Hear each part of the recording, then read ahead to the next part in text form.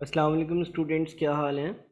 Students, आज हम autumn 2014 का आईकेप का एक पास पेपर है, क्वेश्चन नंबर 6, और ये सॉल्व करेंगे। और ये जो है वो जॉब ऑर्डर कॉस्टिंग के टॉपिक से रिलेटेड है। सवाल में देखते हैं कि क्या लिखा हुआ है और क्या करना है, और जल्दी से सॉल्व करते हैं। अच्छा, जॉब ऑर्डर कॉस्टिंग के बेसिक कॉन्सेप्ट्स वही हैं जो डबल एंट्री वगैरह के आप लोगों को मालूम होंगे, और आप लोगों ने पोर्टल पर as in form of lectures cover करे हुए हैं। तो कोई बहुत ही डिफरेंट बात नहीं है।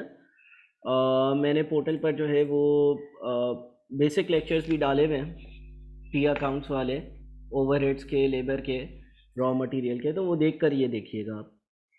इसमें लिखा हुआ है modern engineering workshop MEW is engaged in production of customised spare parts of textile machinery. ठीक है, modern engineering workshop MEW is engaged in production of customised spare parts of textile machinery. Textile की machinery बनाने के जो parts हैं उसमें ये deal करती है। The following information pertains to the jobs worked by MEW during the month of June 2014. और जून की आपके पास डिटेल्स दी हुई हैं। Number 1, job 101, size of job order 4000 units, job 202 5000 units, opening work in process 15000, raw material consume 10000, direct labour use ₹100 per hour, 5000, 8000, सारी values दी हुई हैं। Overheads are applied to jobs at ₹25 per direct labor, और overhead जो apply हो रहे होते हैं वो अप्लाई हो रहे होते हैं ₹25 पर डायरेक्ट लेबर आवर के हिसाब से। ओवरहेड्स की application, under over applied, absorbed, actual, ये सारी बातें आपको मालूम होनी चाहिए। Under over applied overheads are transfer to cost of sales, यानी कि अगर कोई अंडर ओवर अप्लाइड होता है तो वो कॉस्ट ऑफ सेल्स में ऐड या सब्ट्रैक्ट हो जाता है। Job 101 was completed during the month and the goods were sent to the warehouse for delivery to the customer, यानी कि ये जॉब जो है वो मुकम्मल हो गई। During the transfer to the warehouse 160 units were damaged, जब आप चीज़ें ट्रांसफ़र कर रहे थे 160 यूनिट्स डैमेज हो गए। Net realisable value of the damaged units was ₹5 lakh. जो यूनिट्स डैमेज हुए उनकी NRV 5 lakh. Remaining units were transfer to the customer, और बचे हुए जो यूनिट्स थे वो कस्टमर को ट्रांसफ़र कर दिए गए। Job 202 is in process. However, 2000 units are fully complete and when transferred to the warehouse during the month, while 3000 units are 70% complete as at 30 June 2014. Actual overheads for the month of June 2014 amounted to 4 million. Prepare journal entries to record the above transactions, 11 marks। बड़ा आसान सा सवाल है, आपके पास अगर basic concepts होंगे ना तो मसला नहीं होगा। तो डबल एंट्रीज या जनरल एंट्रीज पास करनी है, मैं आप लोगों के साथ ये जनरल या डबल एंट्रीज पास करता हूँ। देखिए, सबसे पहले ओपनिंग वर्क इन प्रोसेस लिखा हुआ है 15,000। इसका मतलब क्या है? इसका मतलब ये है कि जॉब नंबर 101 जो है ना उस पर 15,000 रुपये का काम जून 2014 वाले महीने से पहले वाले महीने में हो चुका था, ये मतलब है। अच्छा, मैं टी अकाउंट्स भी बना लूँगा जॉब्स के, ताकि आप लोग जो है वो एक एड ऑन चीज़ सीख लो। फिर रॉ मटेरियल की कंजम्पशन आ रही है, यानी कि कितना रॉ मटेरियल इस्तेमाल हुआ, 10,000 का 101 पर और 31,000 का 202 पर। तो पहली जो हमारी डबल एंट्री पास होगी ना वो होगी WIP job number 101, WIP job number 202। ये दो चीज़ें डेबिट होंगी, कितने कितने से, 10,000 और 31,000 से। और रॉ मटेरियल जो है ना उसका अकाउंट क्रेडिट होगा कितने से, टोटल अमाउंट से, यानी कि 41,000 से। ठीक है भाई, बात समझ में आ रही है?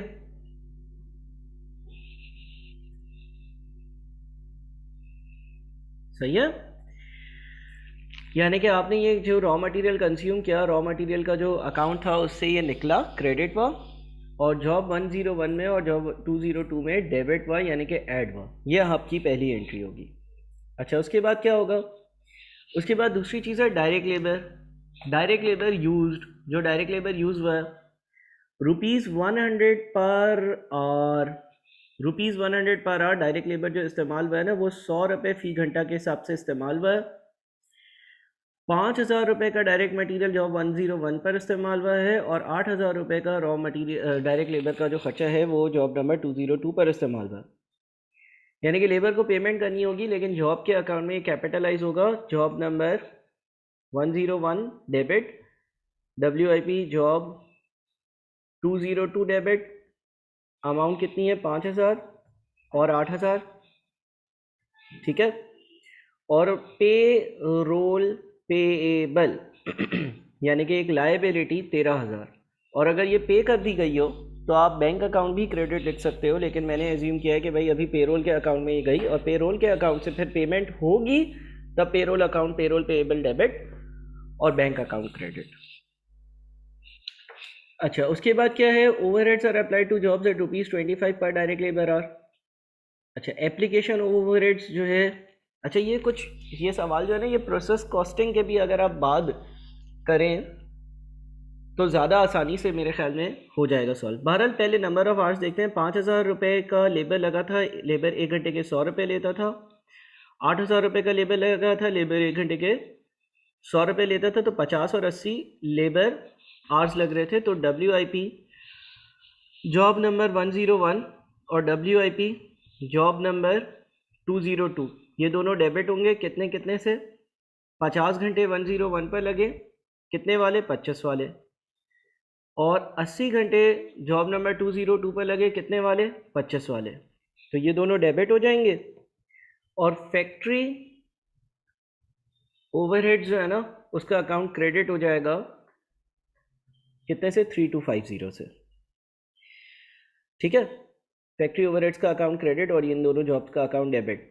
जो अप्लाइड होता है ना, अप्लाइड, उसकी ये एंट्री होती है, जितना अप्लाई हुआ है, जितना ऐड हुआ है, जितना एब्जॉर्ब हुआ है।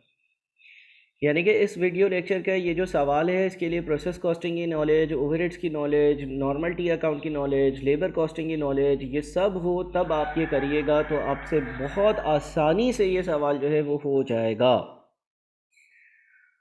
अच्छा जी, ये भी हो गया। आगे है job number 101 was completed during the month and the goods were sent to the warehouse for delivery to the customer. During the transfer to the warehouse, 160 units were damaged. Net realizable value of the damaged units was 500,000 rupees. Remaining units were transferred to customer. अब जब कोई job complete होती है, I repeat, जब कोई job complete होती है ना, तो उसका पूरा अमाउंट जो है वो फिनिश गुड्स में चला जाता है। अच्छा, हुआ कुछ ऐसा है कि इस जॉब के जो कुछ यूनिट्स थे ना, वो डैमेज हो गए और उसकी वजह से नुकसान हुआ। पहले तो मैं क्या करता हूँ, मैं देखता हूँ कि भाई total cost of job number 101 कितनी है।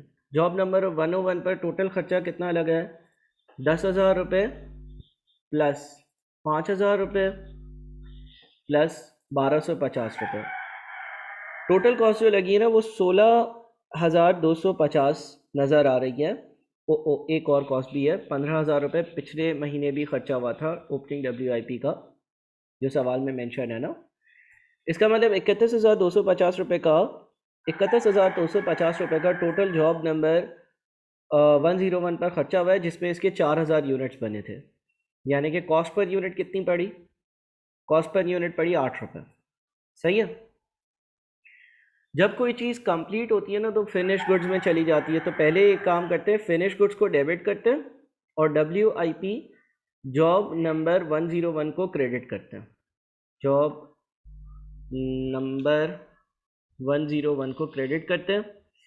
फिनिश गुड्स को डेबिट किया 31,500 से, 31,250 से, और जॉब नंबर 101 के अकाउंट को क्रेडिट किया। यानी कि सारा अमाउंट हमने जो जॉब नंबर 101 का था वो फिनिश गुड्स में ट्रांसफ़र कर दिया।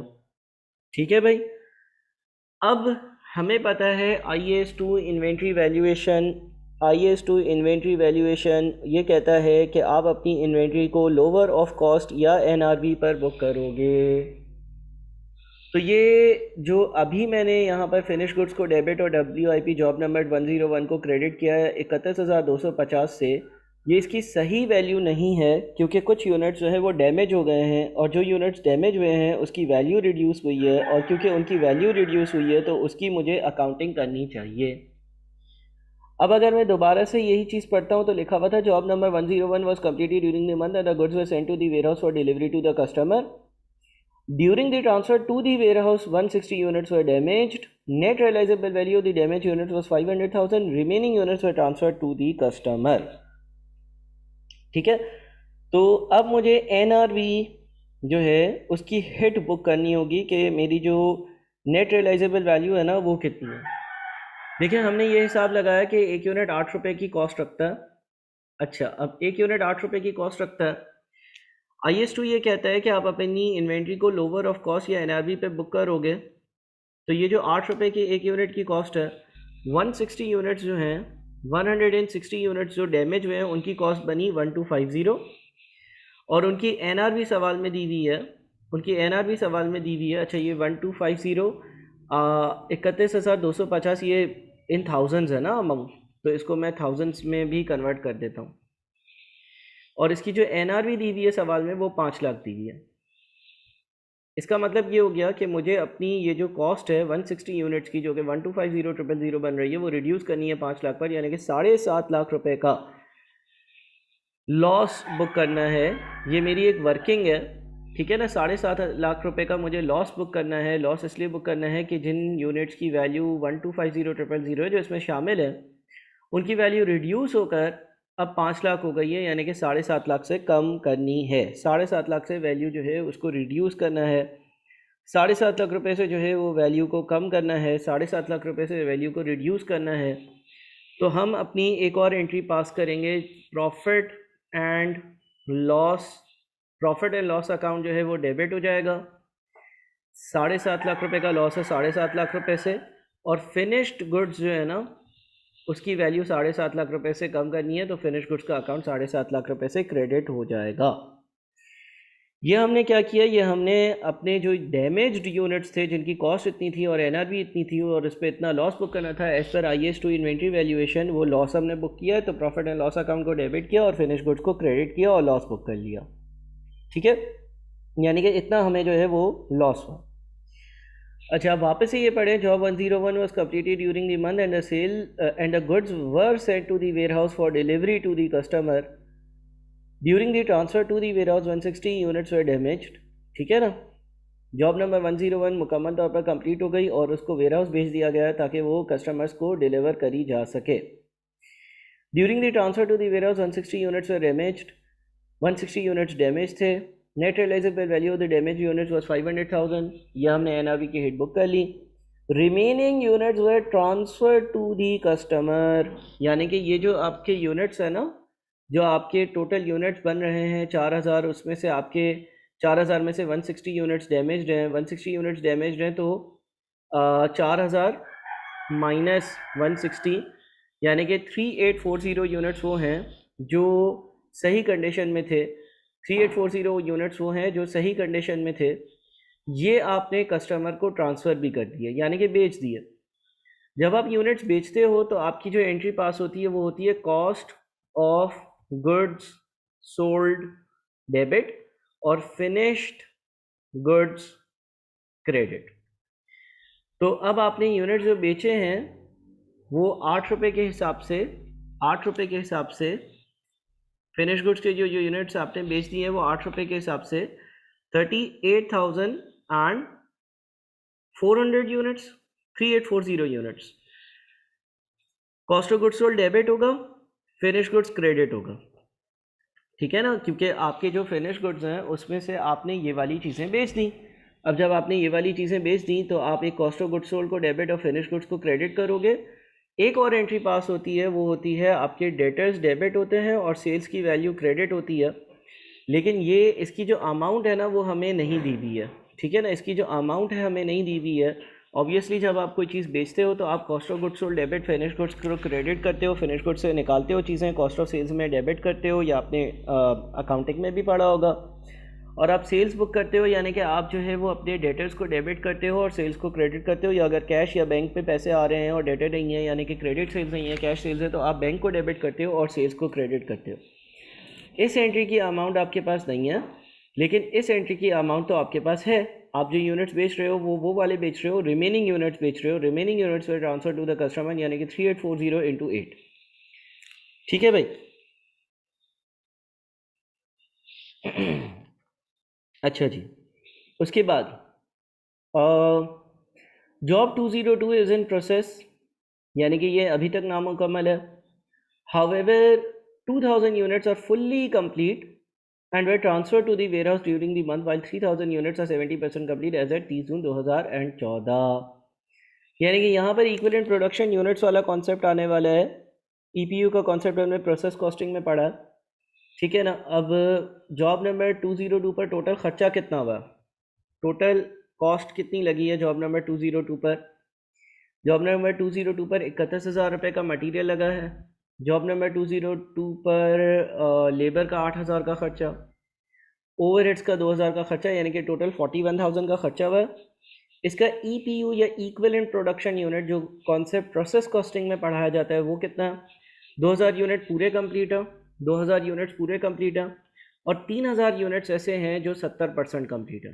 3,000 यूनिट्स ऐसे हैं जो 70% कंप्लीट है, यानी कि ये 41,000 का खर्चा 4100 ईपीयू के लिए है, विच मीन्स के पर यूनिट अमाउंट आया 10 रुपये।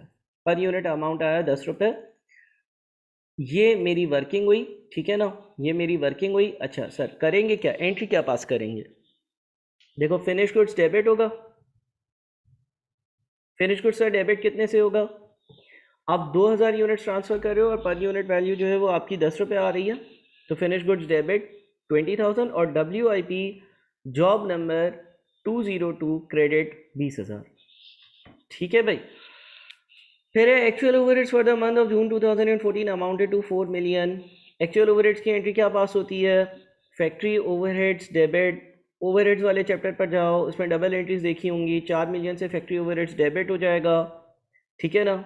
और कैश या बैंक जहाँ से भी पेमेंट हुई है वो चीज़ 4 मिलियन से क्रेडिट हो जाएगी। अगर इन थाउजेंड्स लिखूँ तो 4,000 लिख देता हूँ। अच्छा, अंडर ओवर अप्लाइड देखते हैं। एक्चुअल खर्चा कितना है, 4,000।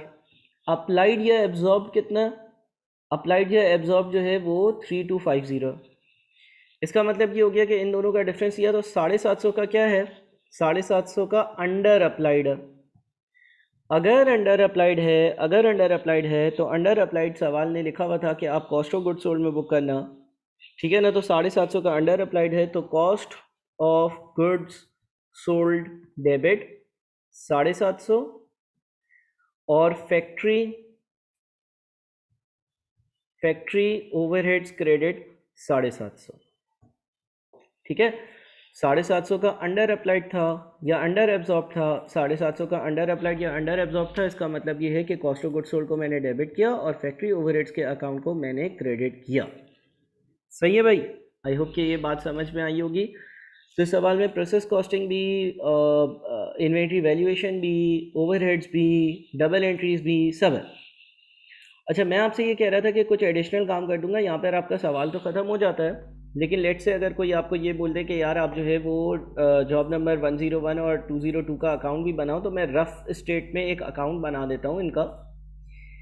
देखो, अगर मैं जॉब नंबर 101 का अकाउंट बनाता हूँ तो सबसे पहले यहाँ पर ओपनिंग WIP आएगा, फिर मटीरियल, फिर लेबर, फिर ओवरहेड्स, और फिर क्योंकि सवाल में लिखा हुआ था कि ये सारी चीज़ें तैयार हो गई तो फिनिश गुड्स डेबिट और WIP का अकाउंट क्रेडिट पर, तो यहाँ पर क्रेडिट पर आएगा। अच्छा, ओपनिंग WIP कितना है, 15,000, यहाँ पर 15,000 आएगा।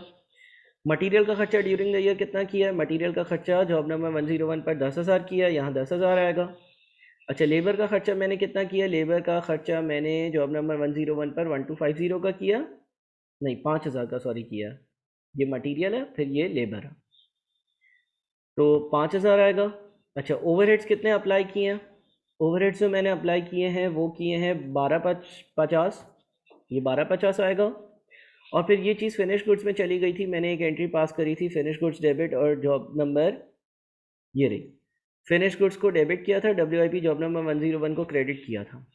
अब आप देखो दोनों साइड्स आपकी बैलेंस हो रही होंगी, सही है भाई। इसी तरह अगर मैं रफली वैसे तो रिक्वायरमेंट नहीं है, लेकिन अगर मैं रफली आप लोगों को जो है वो अकाउंट बनाकर दे दूं फॉर 102, तो उसका कोई ओपनिंग WIP नहीं था, ठीक है ना, सवाल में देखे नहीं लिखा हुआ। मटेरियल का खर्चा, लेबर का खर्चा, ओवरहेड्स का खर्चा, ठीक है। मटेरियल का कितना खर्चा, मटेरियल का आपने रॉ मटेरियल का जो खर्चा लगाया वो 31,000 है। लेबर का कितना खर्चा, लेबर का खर्चा 8,000 है। ओवरहेड्स का खर्चा, ओवरहेड्स का क्या खर्चा है, ओवरहेड्स का खर्चा 2,000 है, ठीक है। अच्छा जी, अब इसमें क्या हुआ, इसमें फिनिश गुड्स में जो है ना वो सारी चीज़ें नहीं गई हैं, बल्कि 20,000 रुपये की चीज़ें गई हैं, ठीक है ना। तो आप अगर इसको बैलेंस ऑफ करेंगे ना, तो यहाँ पे 41,000 है, आपके पास एक क्लोजिंग WIP आ रहा होगा, और क्लोजिंग WIP आ रहा होगा 41,000 माइनस 20,000, यानी कि 21,000 का आपका क्लोजिंग WIP भी आ रहा होगा, ठीक है ना। तो ये आपका जॉब नंबर 202 का अकाउंट बनेगा। रफली मैंने बना दिया, वैसे ज़रूरत नहीं थी। आप इस सवाल के लेक्चर को अच्छे से देखकर अपने रजिस्टर में कॉपी करें और अपने कॉन्सेप्ट्स को पक्का करें। कोई कन्फ्यूजन हो तो मुझसे डिस्कस करें। बहुत शुक्रिया, अल्लाह हाफ़िज़।